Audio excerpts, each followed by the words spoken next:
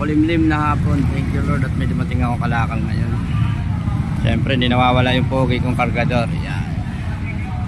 Tawagin nyo lang si Kalbo. Pero may buhok yan, bagong pariban. Ito ang dating ko ngayon galing itong Davao.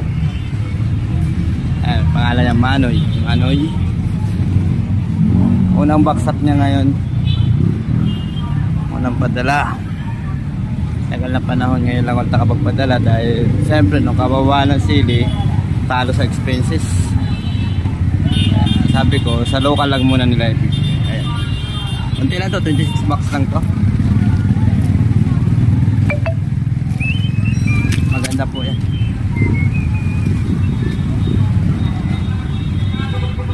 Maganda yan, maganda.